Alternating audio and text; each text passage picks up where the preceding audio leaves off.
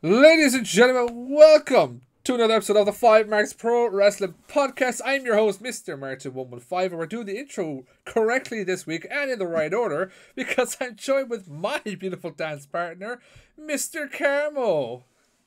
See, this is why I never host. No. But welcome back for another week, ladies and gentlemen. And this week, there's no kicking me off on this one. You know, you can't get rid of me or swap me out for any other person, not naming names, who recently kicked me off the podcast. He shall never be mentioned here again. We tried, but it just didn't work for this week.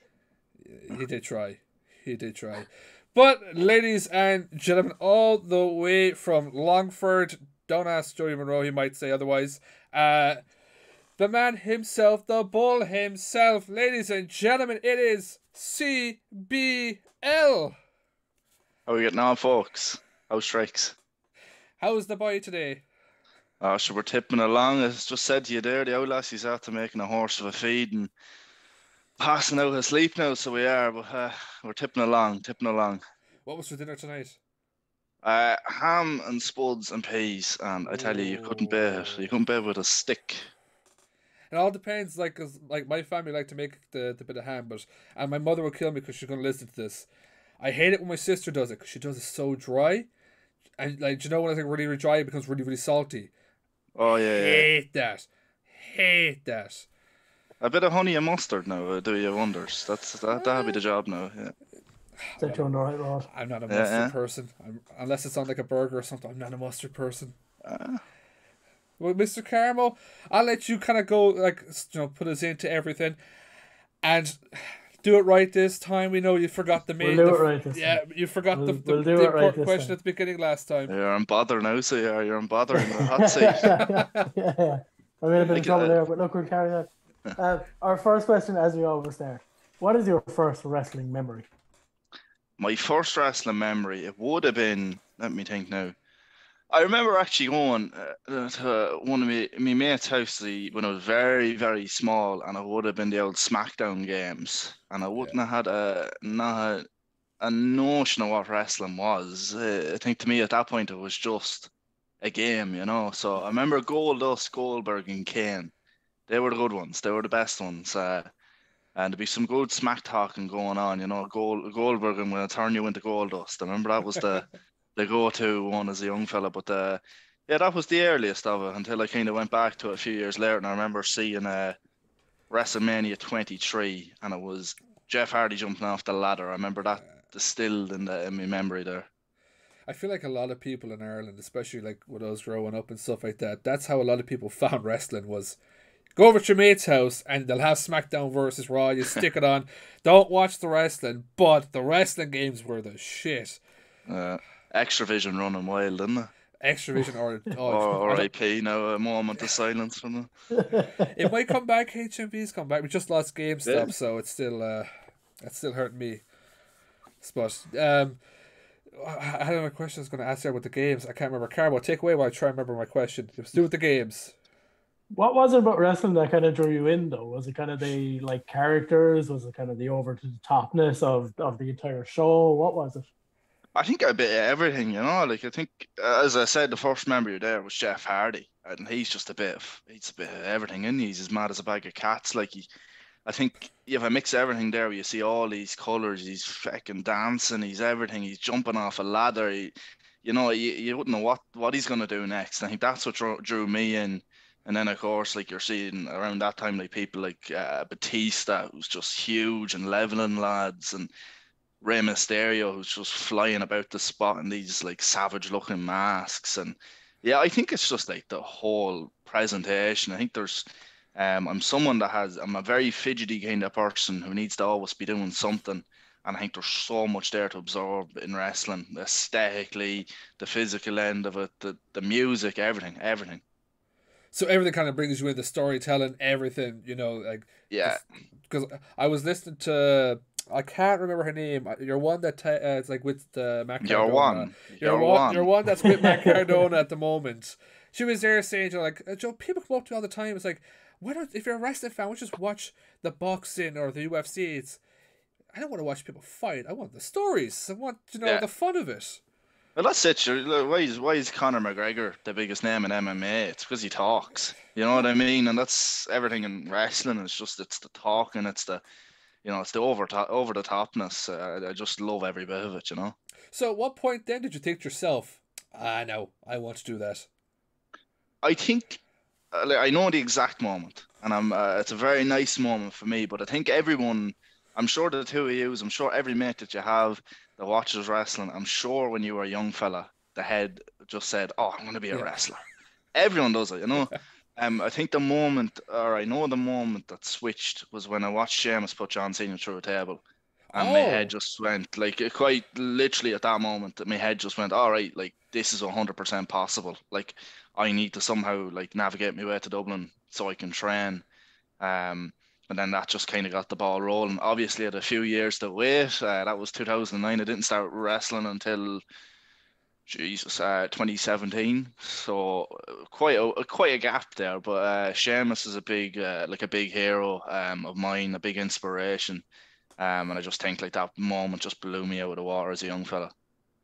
so you managed to hold on to like that kind of passion to keep, Hmm. I want to do this. It's funny you say, like we all do remember that moment. I remember a moment where I was like, maybe I don't want to do this. It was, I think it was Mick Foley and Edge, or they were in a tag match at One Night Stand, and I remember seeing Mick going through a barbed wire table, and I go, maybe I don't want to do this. I don't want to do that type of thing.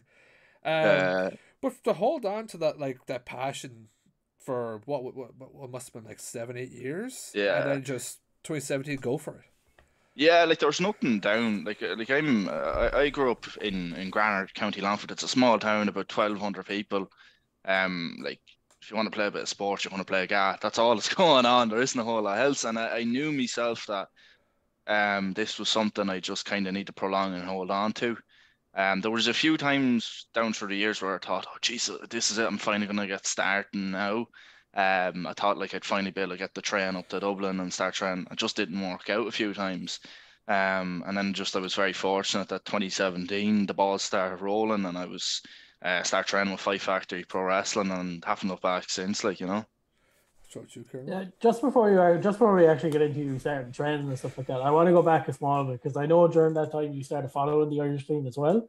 Can you tell us about meeting Scotty Tuhati? Right, we're going right back now, boys.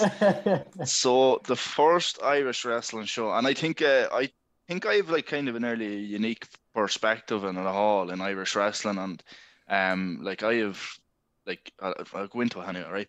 First Irish wrestling show I was at was in 2011.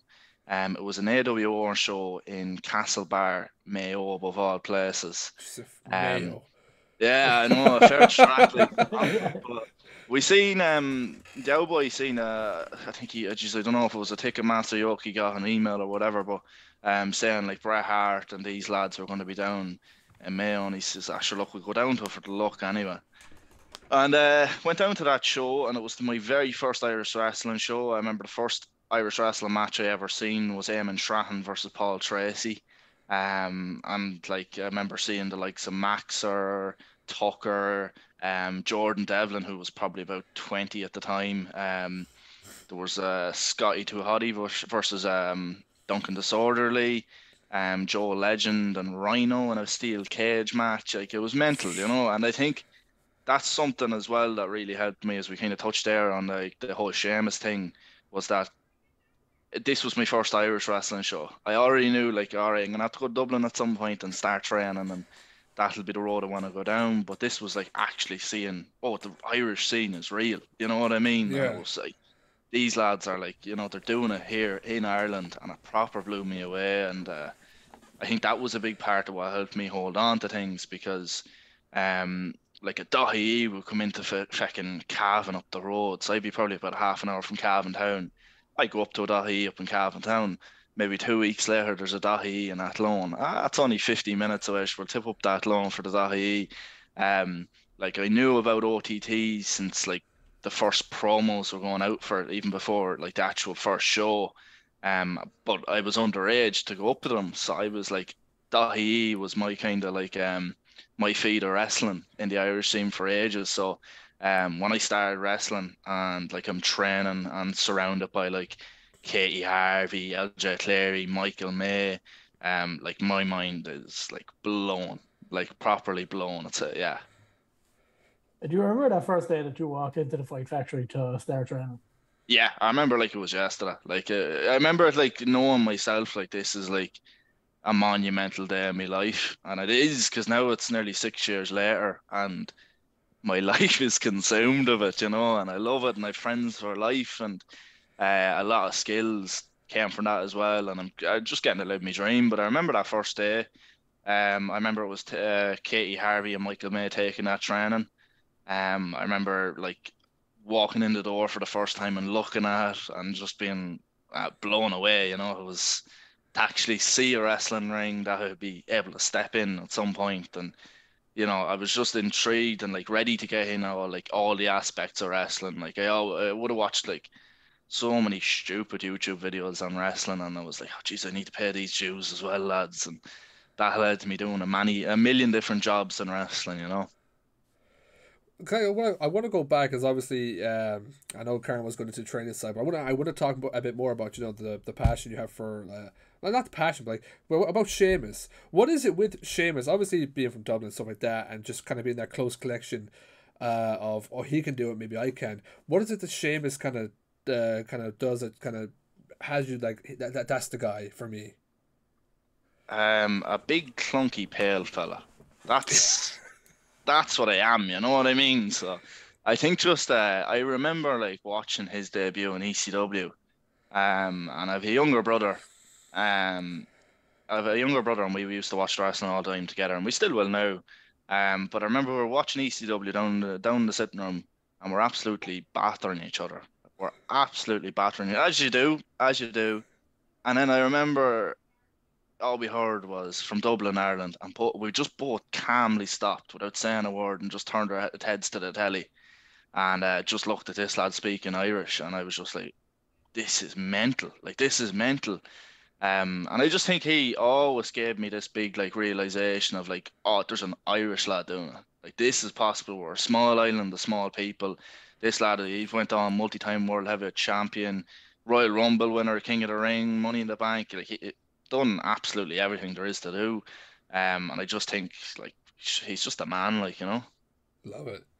So I'll go back to the first training day now. I love to ask this question to the lads. Do you remember your first bump? I don't remember me first bump, and I tell you, I think it's a bit of a funny one because when I started training, and this is a fact now for you, I was in Pat the Baker's back in Granard. I was working in dispatch. I was working the 3 to 11 o'clock shift, and I'd have the Saturdays off.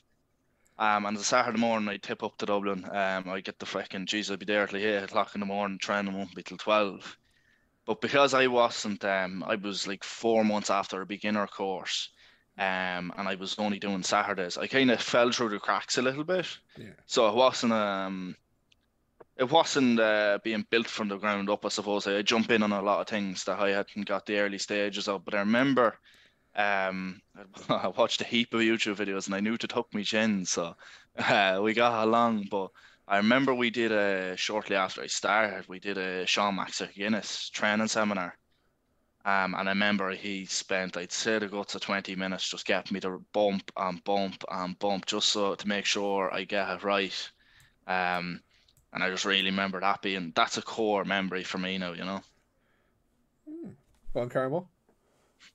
I actually forgot what question I had. My Zoom just shut down there, so I'm gonna pass it back to you there for a quick second. Let's talk about the kind of the dipping in and out. Was like that more like just time wise was just not on your side. Yeah, well, it was just at the time, the place it was at. Like, I think that's something I've always had to work towards is like, obviously, Dublin to Longford on transport, like buses and trains, you're looking at the Yeah. guts 2 hours more. And it's expensive as well. So I think at that time it was just like with the work I had and all that kind of stuff, just the personal side of things, I could only do that Saturday for a while. And then I just kind of over the years it's been a constant growth of adapting my life so I can actually do more in wrestling. Now I'm training consistently 4 or 5 days. Um maybe three to 5 days in wrestling, and then 4 to 5 days in the gym every week. So that's kind of, I've worked my way to actually develop my kind of, I suppose, my schedule to be more adaptable and kind of fitting for wrestling. So then, back going into training and stuff like that, you're learning from people like Katie Harvey and Paul Tracy and stuff. What was it like just kind of being surrounded by them at the very early stages of your career, just getting the knowledge from them? Yeah, I think like so down, I'd always consider like my main trainers, like my head trainer, who was I've kind of engaged with the most is LJ Clary. And he's just a madman for wrestling. Like his head Yeah. doesn't do anything but wrestling, and huge inspiration. Has taught me in so many ways different things about wrestling. Aside from that, then there's Katie Harvey, who is a big, huge fundamental part of Fight Factory. And she's taught me a lot as well. As well, like Michael May, he is like one of the best Ireland has ever seen, and he's been a great help as well. Phil Boyd, Martin Steers as well. They're all fantastic coaches and stuff. But I remember like from having like that fandom very early and holding on to it for a long time, the Irish scene. Like I had a little bit of a internal wiki for the Irish scene. I knew like a lot about it. I knew the ins and outs for a lot of things. And I just remember like I think for a long time I still have it now. Is that like wow like this is mental. You know what I mean? Yeah, Like yeah. this is just mental. Um, Did you? like yeah, go on ahead there, lad. Sorry, I wasn't going to cut you off. Did you find that hard at the start to be kind of like, okay, I've watched Katie Harvey, Edge Cleary, and so on and so forth wrestling for so long, and now I'm here training with them. Did you find that hard to kind of get used to? I wouldn't say I found that hard to get used to. I think for a long time I just seen the standard of wrestling that was within the club, and was nearly intimidated by it. I never thought I'd be like I think like the last year for me has been absolutely insane. And for a long time I didn't think, that would be a possible, plausible thing. But I just stuck the head down, kept working away, and I think like those kind of people, kind of as you said there, like being intimidated by the people themselves. I wouldn't say I ever have because like they've been the most fantastic learning resources imaginable. Always willing to help, always like going out of their way to help. So yeah, a lot of credit goes to them. There's one question I keep. It's a great question, and I need to bring it back. Because I asked this with Terry Thatcher, and he ended up giving us great advice. What's the best advice you got from someone in like when it comes to wrestling? Jesus, that's a good one. I don't know if I have a particular thing off the top of my head anyway. I think the whole, I think LJ Cleary, not because I talk to him on a weekly basis of like what can I do here, what can I.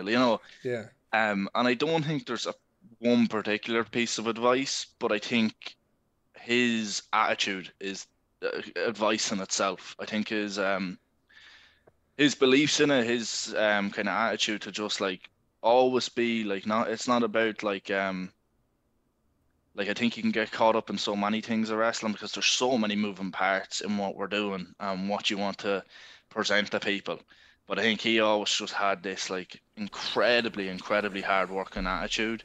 And as well, like if things aren't going your way, just to keep the head down, keep working. And I think I always just admired that for him. And I can see he's someone I can see it in practice, and he is the personification of just working for your dreams. And I just always admired that. Like, can I ask you about LJ for 1 second? Obviously, we all mhm. know LJ is a ticking time bomb right now.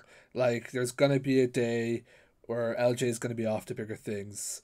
Do you think that's going to be like in terms of like new people coming in training? Do you think that's going to be a massive blow, or do you think people have been trained enough from LJ to pass on his information?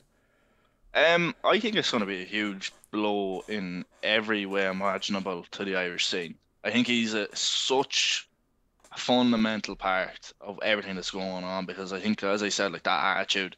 I think, I think is it a McGregor quote that says, "Excellence isn't a skill, it's an attitude," and I think he's a perfect showing of that. Um, but I think in terms of like Fight Factory, I think there is like post COVID, I think like to be fair to him now, Martin Stairs, he's a fella that stood up Yeah, hugely, not only on shows and what you're seeing, but as well like he's coaching. every Tuesday down on Five Factory, and then usually at the weekends as well. There's people like Andy Steele, Owen Richards that are stepping up as well. Fabio also. So there's a lot of people being nurtured to actually be able to take on the kind of Five Factory training, which is like a huge part of it. And I think, whereas there will be a big gap when when he eventually goes on to bigger things. But I know Clary, and I know Clary is never going to be a stranger. And I know the more he goes on to bigger things, the bigger things he's going to bring back to the club. So I think in the grander scale of things, it's all positives, you know. I'll throw it to you, Carmo. 100%. How long before or after you started training, I suppose, then did you hit into your first match? Jesus, so October 21st, 2017 was my first day of training. As I said, like I remembered as it was yesterday. And I think so. My first match now is up in the air a little bit. I have a list of every match I've ever had. And the first match I had was actually a part of the Trinity Brawl, the very first Trinity Brawl first weekend. And there was a closed canvas show on the Sunday. So it was only kind of wrestlers and stuff that were there as a crowd. And I would have had my first match that weekend, which was like, to me, like was insane. But then I think my very proper first match in front of an actual live crowd would have been at a Fight Factory gym show, Fight Factory Next Gen gym show, about a year after I started. It would have been a tag team match against Club Rock Shandy, believe it or not. So that's a fair old throwback. How was that, getting your first match out of the way? Even just making your entrance and then actually doing your match and coming out of it? Was it just relief to kind of have it over, or was it just that pure excitement? I think everything, you know what I mean? Like, I think what's funny now about wrestling for me is like, I think if you see me, you've seen me down in maybe the likes of Cork or somewhere like that. I think it's very evident that I have no problem being in front of people. Like, I'm now at a position where I just really enjoy it. I love seeing people having a crack, and I just kind of feed off that. And I think for a long time, maybe my first like 10, 15 matches, it was nerve-wracking being in front of so many people, you know, like as I said, I'm a small town boy. I've probably seen more people in the crowd than I've seen me in Granard, you know. Like so, at first it was quite nerve-wracking to be in front of that amount of people, but over time, like it's become something that I really strive for and really, really enjoy, you know. Because you mentioned Cork, I was going to bring this up earlier on, but we got to talk about the long walk you had to Cork for the last RCW show. It was more of a boogie, now, to be fair. It was more of a boogie. That was, honest to God, one of the funniest promos for a show I've ever seen. Man versus that chain, and then just to have you come running past the crowd. I remember I was looking around like, oh, he's going to come running past. I was like, where is he? Get a little push to the shoulder, in you go. And I was like, he's fucking here. Like, is that the type of like fun you love to have at wrestling? That type of promo, then having the headset thrown down with the music and boogieing down the road. Well, first and foremost, if whoever's watching, I want to send out an apology for anyone that I may have leveled in the crowd as it was lorrying through, because I was in a bit of a rush. Those people. Well, my condolences, as the fella says. Yeah, like I think like very fortunate now to wrestle a bit here and a bit there and a bit everywhere all over the country, and I think everywhere in Ireland has a different feel to it, and I absolutely love Cork. I love the crew behind Cork. Billy Bedlam, absolute legend. I think like the actual Keno, and I think the actual crowd at a Cork show, I think they're very unique because they're just up for the crack. And I think that takes out a side of me, like quite genuinely, is like I am a young lad from the shticks, right? That loves to have the crack, but it is a fact if you mess with the ball, you will get the horns. You know, I have a bit of an anger on me, a bit of a head in me like that. But I think when I come out to the Cork crowd, they're up for the crack at me. They're smiling at me. I'll smile back at them, and I genuinely, when we kind of said about the crowd there and being in front of people, I think that's somewhere where I was really, really able to grow, especially in the last year, just being able to come out in front of that crowd down there who are very like, I think they see me, they understand what CBL is straight away, and we just have fun, you know. I'm gonna actually make that a question because I until you sit there, don't think about it. The crowds are very different for each roast you go to. You know, RCW is very much a crowd that's up for a bit of fun and a bit of a laugh. Hard Knocks then is a bit of a mix of both. They want some serious stuff and they want the bit of the crack. But like OTT, it's very, you know, oh, we want to see the wrestling, we want to see the good stuff. Is it difficult, like trying to transition yourself each time? Like, okay, I can do this here, it won't work there.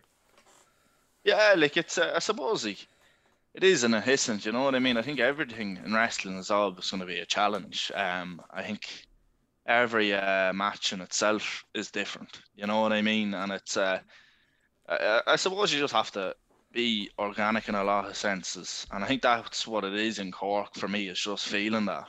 I think if you see me at the last Hard Knocks, you know, it was as thick as a bull, and I think Yeah. that's a big thing of like feeding off that place, feeding off a Dolan's warehouse, feeling off of like, you know.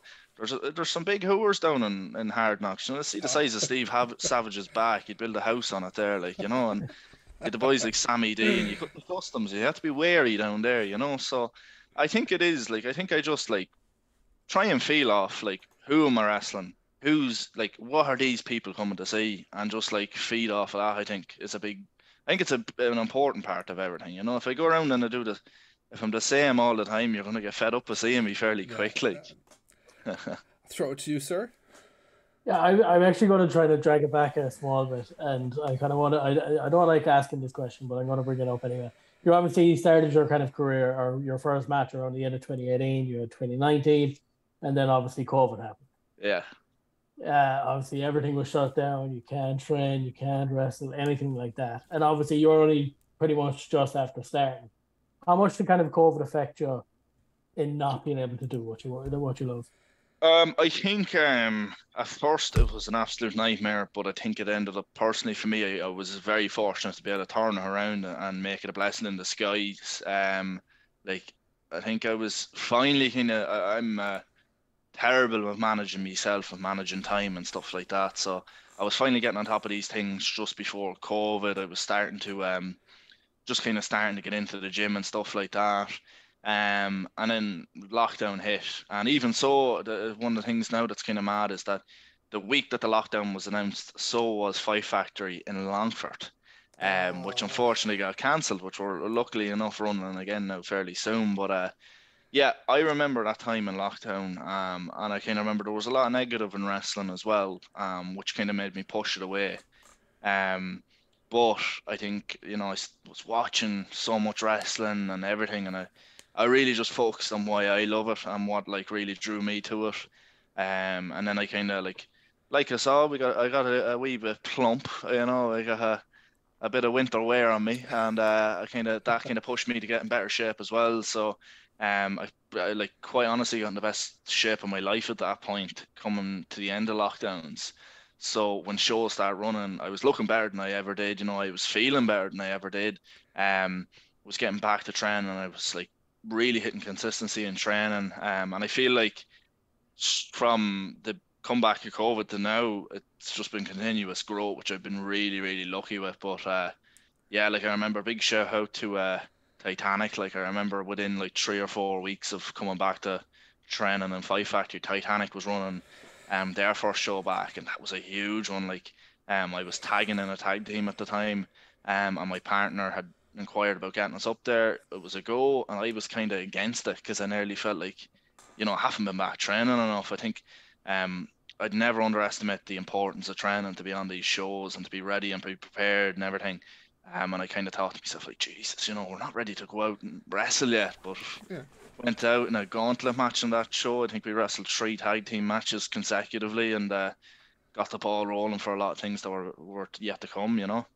Can I ask you, like, because obviously this is something you haven't asked many of the people when we bring up the COVID time. Do you feel like after COVID you were kind of pushed a bit more to kind of get things going, like you were driven more? Because now, for the first time ever, we've seen things can just stop for something completely out of our control. 100%. Like I think one of the big things I took away from COVID is you can have everything and anything, but what's really important, I think, is people, and what the things you are genuinely passionate about, um, and as well, life is short. You know, we figured that out fairly quick in COVID. You know, and sticking at home, sitting on your arse for two years was not the most pleasant. So, I just felt, you know, I was early in my 20s as well, you know, so I was losing valuable time. So it was just kind of, if this is what I want to do with myself, if wrestling is what I want to do, then, you know, we need to work hard for it, you know. Throw it to you, Carmo. I just want to talk about something there that you brought up before, but obviously towards the end of kind of 2021 then and kind of early 2022, you were wrestling in a tag team. Was that something that you ever kind of thought you'd ever do, or was it something that just kind of fell in your lap and you ran with it? Yeah, like so I was tagging with Sharkbait Adam Farrell in the team Surf and Turf for we wrestled for a while. He had a few injuries, so he's not wrestling anymore. But we wrestled for a while there, and it was a great thing for me to get out. That's what the real like benefit of it was, and I'm very fortunate for that time. It wasn't really something that I kind of seen for a long time, but I remember before COVID, we were kind of playing around with the idea of it. Playing around with the idea of it because we were kind of seeing, right, we both are wrestling like the likes of Five Factory, and we don't really know what we're doing. Um, Five Factory doesn't know what to do with us, you know. So we're kind of like, well, if we stick together, you know, we get some experience that way. And we had the idea going into COVID, we kind of left it, and then as things were kind of on the mend, I suppose, you know, we kind of start playing around with that idea more, which led us to, you know, came back into shows then, and we were raring to go, you know. So we were able to wrestle in Titanic regularly, start wrestling down in Phoenix, Five Factory. You know, it was a very good like way to get out, you know. Just bringing up Titanic there as well. You obviously won the Titanic Tag Team Championships in April. Yes. How was that? How was that? Class, class. That's the short answer for you. Like I think, you know, we all have the. I don't know how many downstairs, I don't know how many fucking the toy belts I have. You know, like you're always dreaming of these kind of moments. So that was a big first time moment for me. Was winning my first championship was really really special. You continue there, Carmo. No, you continue. I've Uh, asked so many questions. I feel bad for you. you're Don't good. worry, You're boys. I have a degree in talking shite. good. The next one I actually wanted to bring up was Contenders 20, which I Yes, believe was your OTT debut, yes, where you come yes. out against Renzo Rose. Can you tell us about that weekend and the training aspect of it, and then Yeah, obviously getting into the match against Renzo? he is some geezer, isn't he? He's some geezer. I remember that was quite a busy week. So I actually, believe it or not, I was in London earlier in that week. I was training in Play Fight London. I flew back in, had an old bit of a graduation on the Thursday. Went straight from the graduation on the Thursday to training with Cheeseburger down at the Five Factory. Followed by Friday night where I was on the doing the Five Factory show. I was in a scramble match. And then Saturday and Sunday were both spent training down at the OTT Contenders camp, and that was quite like I felt like I had at that point like quite a lot of momentum. I come off like kind of I felt like a lot of stuff was building up quite clearly, and I think a lot of the Irish fans were quite behind me, which was like incredible feeling, incredible experience. Was quite confident going into that weekend that, you know, like I feel like there's a good possibility like I could debut on this weekend. Um, and I just remember listening out to the match card that day. It wasn't long before the show itself.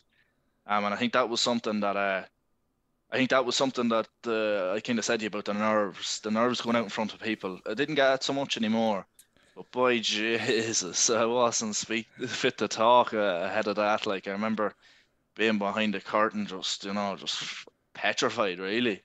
And I remember just once I came out, like the ovation I got, like from like people standing up out of their seats, just the fact that I was there, and that was just like, you know, I wouldn't have the words for it. Like it was honestly like from someone, as I said to you, as being such a fan of the Irish scene.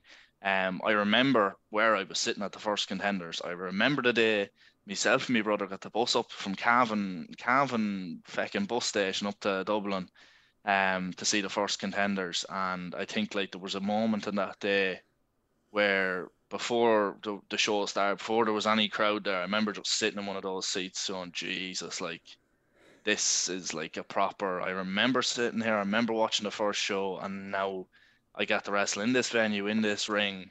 And like that was one of those like proper, like, wow, like took me back a lot. So Definitely a career highlight so far. Renzo is an absolute star. I hope it's not the last time I'm in the ring with him. And yeah, like just a really, really good memory. Can I ask you, because I know this is a very silly question now, but like, it's kind of a lot of people have this, like a lot of wrestlers have this kind of thing in their head. Did you, going out into OTT, obviously people seen your Titanic and Five Factory stuff, did you think it's all going, God, I hope people actually know who I am? I don't know if that was. I don't think I had much thoughts in my head, to be honest with you. It was more so like, geez, this is a big one. I think that was the thought process. I think Danny Cross or Jay, whatever the name and Jay's he's calling himself nowadays, he was. I think he was out. He was in the opener. I think it was himself and Sam. And I remember Danny Cross's music playing, and I remember singing it to me heart's content, just to kind of get myself moving, get myself static and out of the static kind of position. And it was yeah, I don't think there was too much of a thought process on my end, more so than Jesus, this is a big one. So, just trying to Jesus get moving, Trust you, Carmo? I'm going to kind of stick with OTT here for a minute, and then we're going to move back to Fight Factory. The next OTT show I believe you're on was the show after Mania, where you teamed with Kelly August Lynch against Trent Seven, Dan Maloney, and Dead Man Like the Reese.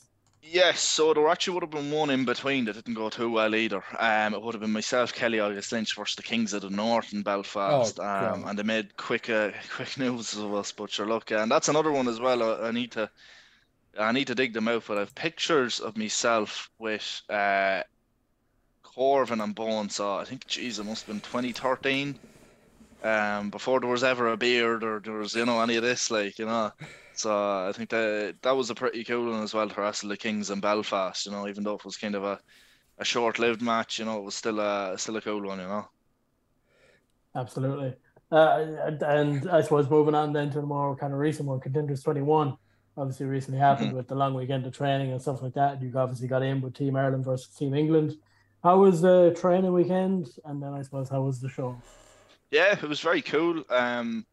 Like it was a long weekend. It was a enjoying one. It was very cool to meet a lot of like international kind of trainees and stuff like that. There's a lot like people I'm starting to become a bit more familiar with, like personally, um like Thiago and Coro and stuff like that. Like some great guys, some great places that are doing fantastic things. Um Even trying to experiment that weekend with new stuff to bring forward to the likes of OTT. As well, like I actually, as I said to you earlier, the first ever Irish wrestling match I seen was Paul Tracy in it, and it was that weekend was the first time I ever got to train with Paul Tracy, so that was pretty cool to tick that box as well. And of course, getting to train with Joel Redmond was like incredible. Like he's very focused on that proper British style of wrestling, which I absolutely love. And that was like really good. So he's someone that definitely in the next couple of months, like I'd be keen to go over and travel to England to his actual training school, and hopefully do a bit more with himself. I want to Very talk good. about, because Yeah. obviously you said you're over in London as well at one point. Is there many places you've actually traveled to and kind of got different styles from of wrestling? Um, Not I actually haven't travelled enough to be honest with you because I always as broke as a lonely heart. But um, fortunately now I'm a bit like my schedule and stuff like that is all a bit more better fitted to it. So I'm hoping to do a bit more travelling in the next couple of months. But as of now, I was in New Wave in Cardiff this time last year. Training with Wild Boar, who is just been announced for the next Fight Factory show. He's going to be wrestling Martin Steers. Wild Boar, absolutely fantastic wrestler, fantastic coach as well. I've been very fortunate to have some of those lads from that New Wave school come over to Dublin as well, and they've become good buddies as well. So that's been great to get to know them. I've travelled to Liverpool twice in the past. I've trained with Dean Allmark before. Um, and I've also trained, geez, I don't want to name the school because I think I have the name wrong. But I've travelled to James Drake and Zach Gibson's school when they were Ooh. over in England as well. And I think it was Fighting Spirit, I believe was the name of it. I think that's all the places I've been so far. Yes, but yeah, I think like a lot of those would be focused on that British style, which I think is something that Five Factory with its NWA Hammerlock roots would have always focused on, and would have been a big focus point for Five Factory was that kind of style. So it feels kind of familiar, but a different take on it. Is there any like countries or promotions that you'd love that like on your bucket list to go to? Yeah, so I'd love to go to London again. There's a few places I'd love to take the boxes over there. Like I think, like when I went to play fight last time, I unfortunately didn't get to train, with Carno, so I'd actually love to get training with him next time I go over. Like I'd love to train in the Rev Pro school. And there's one person I've been dying to train with for a long time, which is Mike Bird. I think he's not too far from London. He has Catch 22 as his training school, and that's one place I have my bucket list at the moment. Um, yeah, I think as well, like one of the kind of styles of wrestling I like, but probably not very good at it, is that kind of Olympic style. Like some of Yeah. my favorite people to watch, are like your Brock Lesnar's and Kurt Angles and like Chad Gables. I absolutely adore that kind of stuff. Like even on the kind of independent scene, like I'd be a big fan of like Dalton Castle and stuff like that. But I think it's a particular style of wrestling that you really need to be trained for to put to pull off. So I'd love to go to more places that kind of encourage that style. And then obviously, like we get every time we bring up Zach Gibson, he gets absolute praise for the Mhm. mind of wrestling he has. Is there anything you remember from that going to the school with him and James Drake? Yeah, there's a few like movements and stuff like that and reversals and stuff that stick with me and I'd use quite a lot. I just remember kind of being blown away because I was always just a huge fan of Zach Gibson. Like early on, like because I've been to when I was like younger, when I was probably about 18, 19, I was at Progress shows. I was at a lot of OTT shows, so I seen and was familiar with a lot of Zach Gibson. James Drake as well. He's absolutely incredible, but I was just like blown away by Zach Gibson all the time. So actually being able to train with him, it was just a bit Oh God! schoolgirly, Yeah. Just picture you in the back there, just going, "Oh Jesus, Jesus!" I'll Yeah, talk to yeah, you, Carol. fact. I want to put it back to Fight Factory here and go back to a Christmas show that happened last year where you came up against LJ Cleary in kind of like a series of matches in the one night. How was that getting in there and mixing up with LJ? Obviously, you fought it before, but just in that match in particular.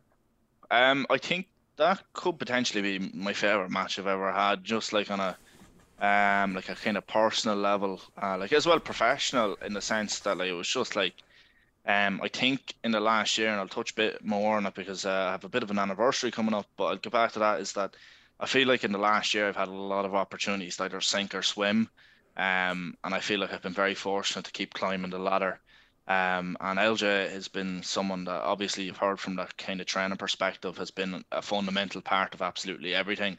And he's been, crucial to my growth. So even we wrestled in October. October, I think it could have been October 21st. So I think it actually landed on my 5-year wrestling anniversary that we had a first singles match, which was a huge match for me. It was like the match was like 20 minutes long, like one of my longest matches at the time, and was like a big step up, especially with someone of that talent in the ring. But then getting to later wrestle him again in December, in a rounds match, like I think that's a gas one that there's only ever been one rounds match in a Five Factory episode show, and CBL was somehow in it. Like I don't know how that happened, but I'm delighted it did. Um, one of my favorite matches. I really enjoyed it. Like I remember doing like being in my entrance, and I remember looking out into the crowd, and I seen my owl pair. My owl pair have never seen me wrestle. I didn't know they were coming to the show, and they surprised me with that, which was really cool. Like they came up from Longford just for the show on the DL and the QT, and just it was just a really special night for me. I don't know how you would have Is coped with it? that. If I saw my parents surprising me because they've done it for things before, I'd be like, "Oh no, that's it. My game plan's put off now. They've just embarrassed Yeah, me." yeah. Oh look. Go on. That's actually what I was going to ask. How did you keep your composure once you kind of look out at the crowd and you're like, what are they doing here? No, I would be once I'm out through the curtain, it's game time, There's enough my waddy drank and enough ham sandwich digested, so I'd be ready to go. There's no stalling it. That's actually I was 100%. gonna be my next question. What is your kind of like pre-match kind of like like warm up, like kind of psych yourself up? What's the routine for you? You know what? This is the part I'm absolutely horrendous at. Like I'm terrible at getting in the zone. I feel like that's why for me, like if you see my entrance, like I embrace in my entrance a bit nearly too much on shows. I think that nearly is my warm up because I really, really, really just try and sing along with people, have the crack. And I think there's like a good like 15 seconds of that song before I actually come out through the curtain. And that's kind of my like time of just like getting my head, boom, let's go already. And I think that's as simple as that, really, you know. Go on, Carmo. Next match I want to talk about is the match against Leighton Buzzard for Mm. the Irish Junior Heavyweight title. Obviously, Leighton Buzzard has been announced there recently that he's obviously gone over to Japan for a while. Just getting into the ring with Leighton Buzzard, how was that? And then also having the added effect of having the title on them. So I think like a lot of that I touched on is that I quite genuinely and like I said with sincerity, I'm just a young lad from Granard who's living his dream, you know. And I think I had a big build of fandom for Fight Factor for Irish wrestling. So for me, the actual idea of being a main event in a singles match for the Irish Junior Heavyweight Championship was just like something out of this world. I couldn't believe that this is like the cards I've been dealt. And I knew it was something that I worked very, very hard to make happen. And it was just like I couldn't believe the actual statistics. I couldn't believe it was actually happening. I couldn't believe it was real. I couldn't believe how much people wanted to see it. And how much kind of belief and how much support I had there from the crowd. It was absolutely incredible. But Leighton Buzzard, I think he's absolutely incredible. Like stepping into the ring with him, watching him, having him coming back and forth to Irish shows over the last couple of months, he's been a huge part of helping me grow and kind of like you just look watch him in the ring. He's such a star, and I think I just kind of look at that and I'm like, Jesus, wow! Like how can I get better? So I think he's a big, he's been proven to be a big inspiration as well over the last few months. I think him and Cleary have been two of the biggest going. They've both been savage. I think that match with Leighton, very, very special one. I take a right few digs in that one, and it's was a real challenge. But I stepped up to it. Didn't get the win, but you know, it was a very, very special, heartfelt match for myself. On the following two Five Factor shows as well, you obviously had the five in the match against Martin Steers, also Yeah. for the Irish Junior Heavyweight title.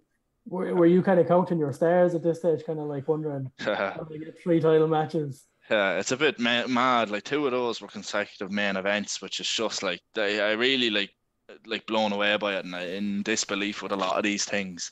And just was very, very appreciative of the position that it was in. Very appreciative like the club and Fight Factory in itself trusting me to kind of be in those positions. Like absolutely insane. That Fatal Four was like one of my favorite matches. Very, very close to winning the big one. And Stairsy had to get his grubby hands in there. So, you know, I wrestled him on the next show again for the Irish Junior Heavyweight title. Didn't come up the way I wanted. You know, I've things in Fight Factor, you know, have been a bit struggling a bit in the last while. You know, as good as those matches were, as big as those things were, I think I'm on 5 consecutive losses now. So.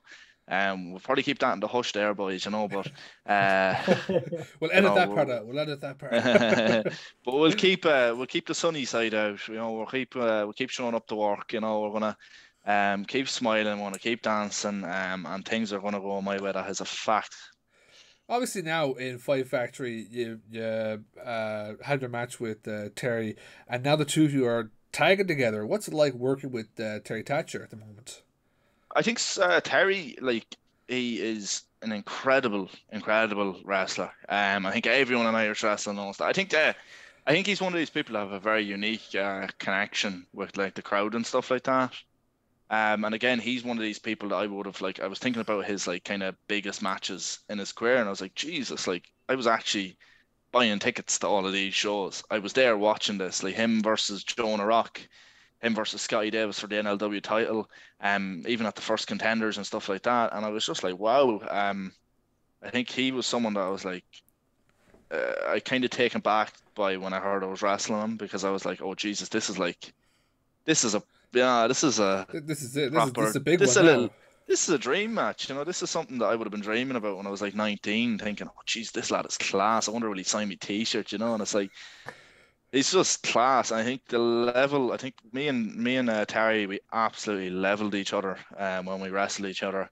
Um, Absolutely leveled each other. And it was a really, really good, like, favorite match of mine. And I think um the enthusiasm he brought to that match, and then kind of the wisdom kind of afterwards. Like, he has a lot of experience. He's been around a while, but he's someone that's always so willing and so given to help. So I don't know what's next for us. Things didn't go my way again, Jesus. At the last show, and we tied, but hopefully he still has the time of day for me, and we'll see where things go. I'm sure things will be all grand now. We'll be all happy days, trick or treat, everything together. Smiling nod, lads. Smile and wave. Go on, Carmo. I just want to send a bit of love to Terry and his family just there as we're talking about him as well, just with everything going on at the moment. But look, the Fight Factory 16th year anniversary show is on its way, coming up on August 11th. It's going to be a big show for you. Have you anything planned for it? Have you are you excited for it? Or? I have not had a notion of what's going on, lads, to tell you the truth. Look, I'd be raring to go anyway, as always. As I said, like, the last few shows has to gone my way.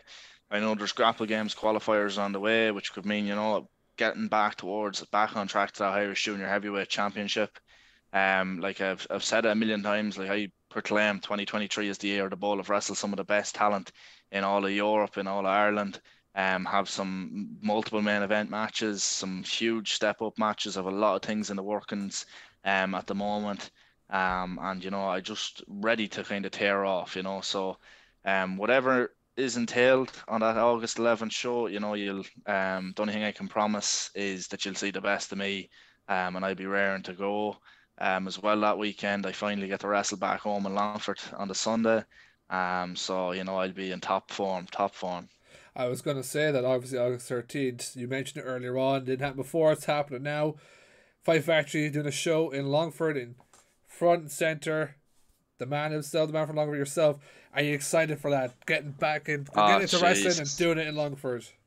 It's insane. Insane. I could probably the drawer there full of old .e posters that I used to go to and happen them up, and they would have been around Granard Town when I was growing up, and like when I was 17, 18, I was like, geez, I'd love, someday. And now it's actually a reality. I go into Granard now and there's just pictures of myself all about the spot, and it's she's not an ego thing. It's more like, just like, wow, like, this is so cool. Like, again, like, so I appreciate Fight Factory so much for letting me, like, trusting me in this project of bringing our brand, our promotion to different places that they've never been before. And there's a lot of pride coming from multiple places. Like, I'm coming down to Longford, and in the biggest way possible, I get to represent Longford. I get to represent home. I get to wrestle in front of my friends. I get to wrestle in front of my family. I hope that, like, if there's young lads there that are in Longford, that maybe they dream of being a wrestler someday, but just see that it's not really possible. I hope that just kind of gives them a oomph of reality that it is possible if you work hard. Hard work could get you anywhere. And of course, as well, not only am I going to represent Longford, I'm also representing Fight Factory. Like, I'm in front and center in that poster. And I do firmly believe that, like, I've really stepped up in the last couple of months, the last year.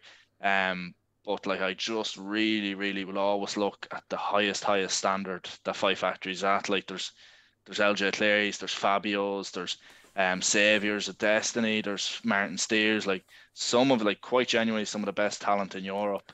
And I really am just pushing myself, working as hard as I can to get anywhere near the level of those lads, Let's say for August 13th, Katie comes up to you, blank sheet, and goes, because it's Longford, you pick your match. You've one dream opponent in Ireland. Who would you pick to fight you there in Longford? Well, if I am wrestling in Longford, in front of a home crowd, I don't want an easy day. I want to wrestle one of the best in the country. I want to wrestle someone that is going to make me step up. And as someone I wrestled before, I want to wrestle LJ Cleary. It's straight and simple. He is the best in the country. He's the best in Europe at the moment right now. And as we kind of touched on before, he's probably not going to be around in the country for much longer. Like he's just destined to go places. So I think like that opportunity is there. I would absolutely love that challenge of wrestling LJ in front of a Longford crowd.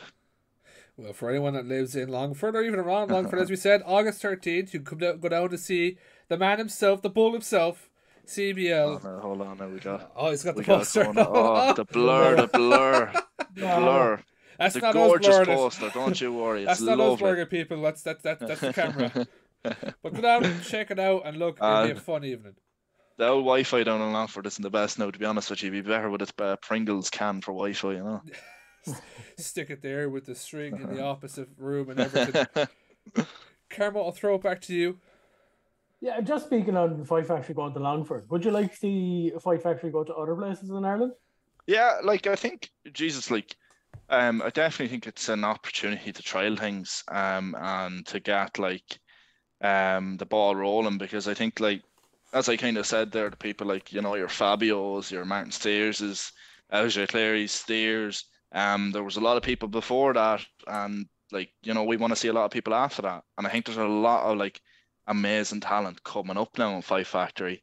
And I think like giving people more opportunity, and that's a big part of why this Longford show was so important to me. Not just so I could wrestle in Longford, but to give back to the club also. There is a like an outrageous amount of talent coming up now at the moment, and I really want to give those people opportunities as well to wrestle in front of like a big crowd and like new crowds as well. Like there's people like Jay Steins, AJ Scraggs, you know, you have Double L, like some like really, really good hardworking lads. Those lads are down like 3 or 4 days, nights a week, like just training, and just loving it. And you know, like the Scoop as well. Like there's some really, really good lads, and just would love to see them get more opportunities. So that's a big part of why shows like this are really important to me. If you could like pass on the message, could I come down to Clare or something? That'd be great. Joe Hardy is to go to a Fight Factory show at the moment. Being from Clare, it's really annoying. It'll be a fair old track now. We'll see. We'll see. Just push them down. Just like bit by bit, just push them towards Clare. That's what we do, Carmo. So obviously when you started back in 2017 with Fight Factory, there's obviously a lot of people now who have watched wrestling for a long time. They probably follow the Irish scene and so on and so forth. But they're just maybe 50-50 on actually joining wrestling. Yeah. What's kind of one message that you would give out to people who are thinking, I really want to do this, but I don't really know where to go, how to start? I think as long as you know a good training school, just give it a go. I think it's the best thing you could, you know, I think there's always more reasons to not do something than there is. But if you have like I always had that passion of wrestling holding on. And as miserable as I was at times that I couldn't do it, I always knew like it was coming. I think it's just something that if you have a feeling for something, if there's something that you keep thinking about, that's something that you keep coming back to, then you, regardless of what situation you were in, you owe it to yourself, and you deserve to give it a go. You know what I mean? And chase that thing that might make you really, really happy. Because, like as I said, like I knew October 21st, 2017 was a monumental moment in my life, because there, I suppose in many ways now, 5 years on, there's my life before wrestling and my life with wrestling. And I think that's just something incredibly, incredibly special, you know. And just, you know, I feel like this is something we should have like said at the start. Obviously, you know, you're such a big character in Ireland at the moment. Like, you know, the CBL name gets thrown around. How different is CBL from Connor? I do feel like in a big way, you know, what you see is what you get. Like I am a young lad from the middle of nowhere. Well, not the middle of nowhere, but near enough anyway. If I could, I'd show you out the window, but I'd be afraid now the laptop might fucking crash. But I'm currently situated in the house within a 5-acre field. That's 3.5 miles away from the nearest town. So you know, there's not a whole lot going on about here.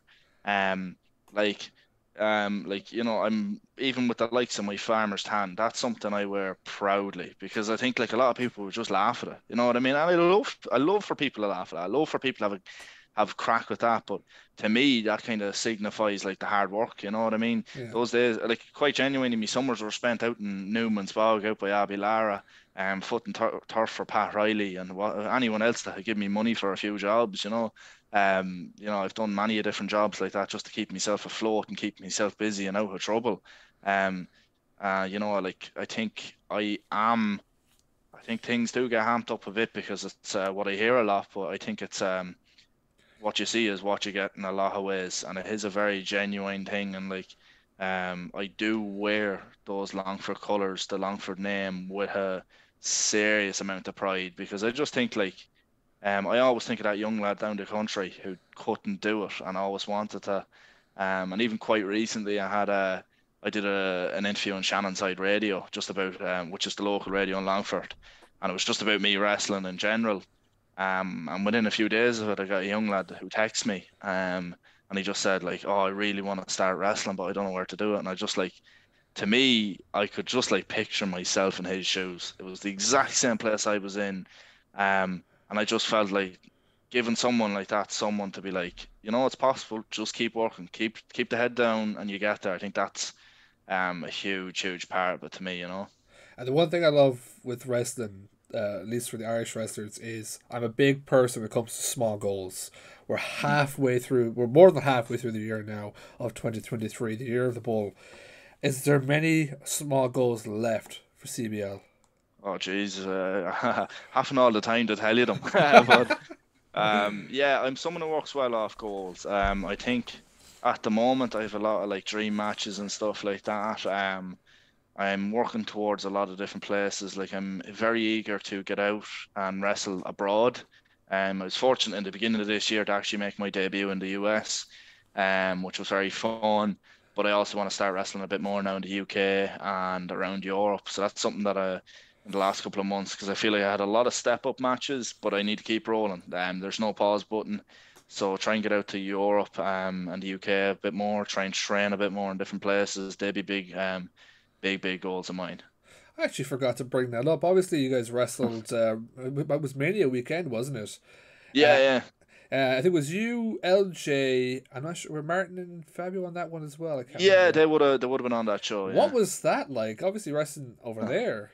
That was mental. It was the most insane locker room I've ever seen of characters and um just mad stuff. Like, I'd recommend Doris was also on the show, another familiar name.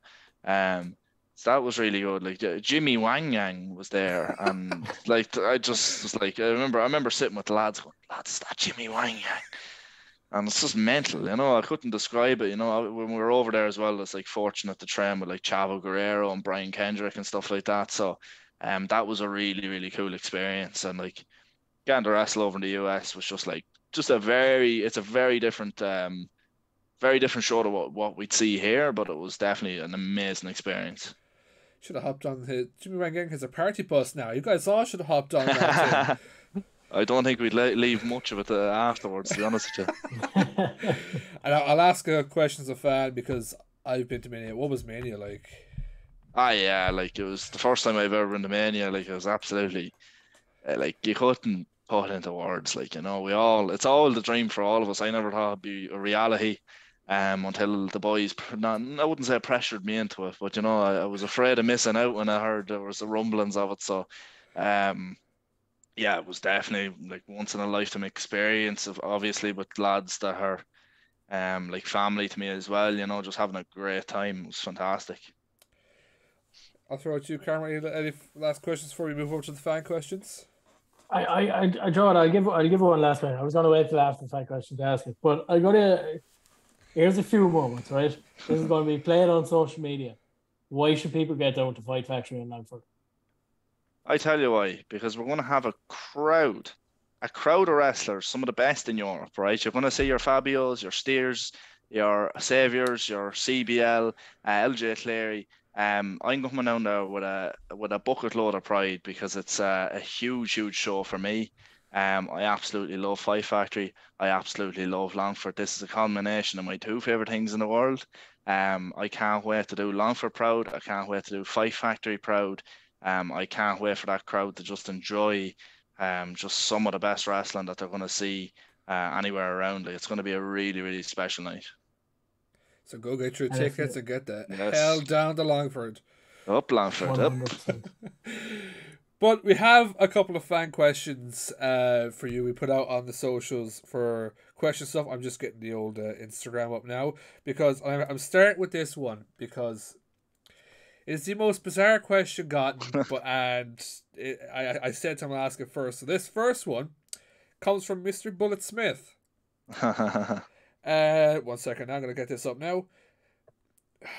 I hate my phone sometimes. Always fucking slow. So Mr. Matthew Bullet Smith asks, and I quote, "Did he get the shift at the Cartown Discos?" Oh, sweet mother of Jesus. Can I give a one word answer? Go on. And we move on, yeah? Yeah. Yes. He's gonna be all over you now. We got another question now. When is the Bull back in Titanic Wrestling? The Bull, I'm not sure when I'll be back in Titanic Wrestling. It's something I'm working on now at the minute, and hopefully sooner than later is the quick answer. Not too bad. This one comes from James Nation, who asks, "What's the best type of sandwich?" Oh, ham sandwich. A ham sandwich. Sure, you'd be out in the bog. What else would you be eating? This one actually comes from my sister. She asks, "What's your biggest achievement so far in wrestling?" Ooh, I would like to say main event in a Five Factory show for the Irish Junior Heavyweight Championship. I mean, all this next now is just the title. That's all this next. Sorry? All this next now is just win the title. Yeah, well, look, we're trying, but I need to win a match. That's the struggle now. But Well, you know, one day at a time. One day at a time. we'll get that turf in. This one that comes from Claire, who says, now this is kind of the same as a question before, but she's made it worse. "You're at home and want a sandwich, but you've ran out of ham. What are you having?" Potato. Has to be potato then. Oh, Whether it's in a sandwich or whether it's out of a bag, you know, I'm a fiend for the old potato, so I'll go with that. Yeah. which potato in a sandwich? Oh, cheese and onion. Oh, thank God. The amount of people that say salt and vinegar, and I have to look at them. I have to No, look you at need, them like, what are you talking about? We have it you in need there. to No. you need to cut those people out of your life. That's a fact now. That is a fact. 1 second, just gonna go kick my sisters out the house. This one comes from Channing. Goes, "How do you always manage to have the perfect farmer's tan?" Hard work. Hard work. So when you're working at in farms, you're working at in the bog, you're working a few jobs around the house. There's nothing else you'd be wearing but the vest. And you just hard work. Like, that's the quick answer for you, is hard work. If you work hard, you can get a tan like me too. That's the most ad question I've ever heard. Work hard, you'll get a tan just like me. The thumbs up, the dig in the teeth. This one comes from Daniel, who says, "Who would CBL face in a hardcore match?" Oh, Jesus. I should look. Anyone who wants a fight, really. Like, I've no vendettas at the moment, but I don't know. We'll say Mick Foley for the laugh. Maybe Mick Foley might see that and he might come down to, I don't know, to Hard Knocks or something like that for a scrap. Would you do it with Steve Savage, though? Oh, jeez, I don't know. I don't know. I wouldn't be saying anyway. He'll be straight down. Like, I put a kendo Once you stick. hear those alarms, it's off you game go. But over. no, me and Steve, no, I haven't wrestled Steve Savage yet, so that's one box that's to tick as well. So I wouldn't say no now. I would want to. Like, I have a kendo stick from his last hardcore match in Hard Knocks, and I'm proud to have it, but I know he'll use it someday. Yeah. This one comes from Jerry from the Irish Wrestling. He goes, "How does it feel to be the most famous person from Longford since Kitty Kiernan?" Well, unfortunately, I have to say I'm not, because I'd say at the moment it's probably Maura Higgins. Maura, who won't reply to my messages as well. So Maura, if you see this, I'd appreciate a text back. I hope you're well, and I love you. But yeah. Actually, segues perfect into our next question from Craig. It goes, what's it like going out with Maura Higgins and being the biggest power couple in the Midlands? We'll say no more, but we will be a severe power couple. I think that we could be the Macho Man and Elizabeth at that Longford show August 13th. Like we could be, we could move mountains, Maura, but just text me back and we get the ball rolling. Would you come out with the whole Macho Man gimmick, the crowd, everything? Yeah, 100%, 100%. Well, that's all the fan questions. And sorry, I forgot one more from Claire. She goes, fantasy book yourself onto a scrapper show. Who are you facing? That's a big one. That is a big one. A scrapper show. A scrapper show. Well, Jesus, on OTT. So I'd say someone that just based on kind of what I've been on OTT so far, it's someone that I feel like we scratched the surfaces. I'd love to wrestle Renzo. I think he's he's someone that's doing a lot. I think he's fantastic, but I'd like to knock him off the pedestal there. I think we'd have a good one there. And the final thing she said then was, yup, Longford. Oh, yup, Longford. Up the town, up the country. But I believe that is all the fan questions we got. So if I did miss any, just blame Carmo. I wasn't the one asking him. That's all I have to say about that one. But CBL, it was absolutely brilliant having you on for a chat. Oh, lads, any time. I'm after having a pleasure here. Only fucking fear of it was the tea. The tea was gone too quick. So we still have our pints of water though, so that we're kept it's not the same. It's not the same. It's not the same at all. The next time we do it, have to be in someone's kitchen with cup of tea, sandwiches, biscuits, the whole lot. I think if I asked I would ask you for that now, it might be clipped around the ear, so I'd be wary of that. Carmo, do you have any final questions you'd like to ask or say anything? I do not. What I will say is, do you have any social medias that you want to promote? Yes, so I have a lot of silly ongoings that I'm sure you boys have seen down for the last few months. I think everything I'm CBL _Longford on everything. I'm recently now on Facebook as CBL Wrestling, and I'm on the old TikToks as well. However, I haven't a notion how to use TikTok, but give us a like, and I'm sure we'll get there somewhere. We'll figure it out along the way. Yeah. Sorry, we'll leave it down below the video somewhere there, and you can find it. Sorry, we've not got a notion of TikTok either. I have my sister doing it, because I'm like, I don't know this shit. You do it. Go ahead. But look, we'll give you as well. This is the first time we'll do this. A few minutes there to say whatever you want, promote whatever you want. So if there's anything coming up or anything you're doing, work away. Yeah, well, look, thank you very much, lads. I really enjoyed the chat. Make sure to give these lads a follow as well, the 5Marks, of course. It's been a big year for me. I kind of touched on it before, which is that I had an anniversary coming up, and I think it was in 5 days, actually. So the 22nd of July last year was my very first singles match on an episode show for Five Factory. A match that I feel like really set the tone for the next year to come.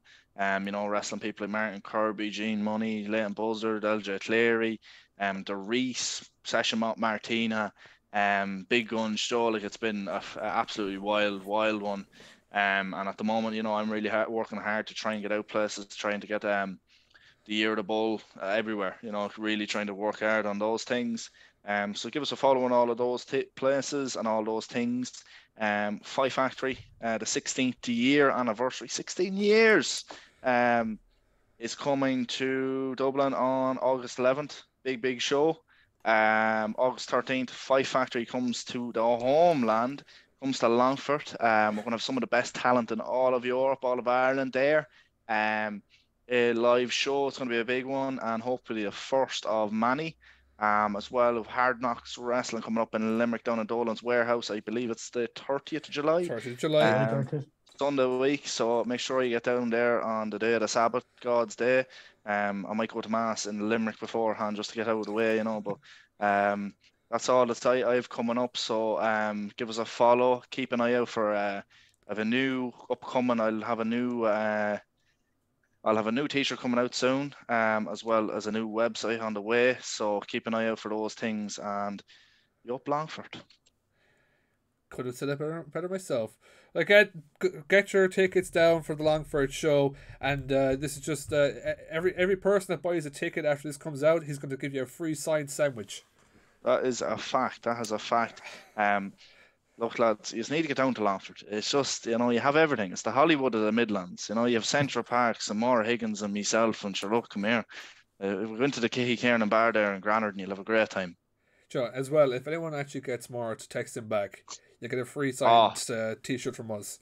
All I want, lads, is two things in this world. I want Maura Higgins to text me back, and I want a Copper's Gold card. I'm a simple man, simple pleasures, so keep on mind. Well, follow CBL on all his socials. You can follow us on the 5Marks on Twitter. I believe it's 5MarksPod. 5Marks everywhere else. CBL, thank you so much. Thank you very much, lads. Look after yourselves. Carmo, you get to do the lovely outro. Let's do it. CBL again, as we said. Thank you so much. Yup, Longford. And for this week's episode, we are officially ding, done. Woo!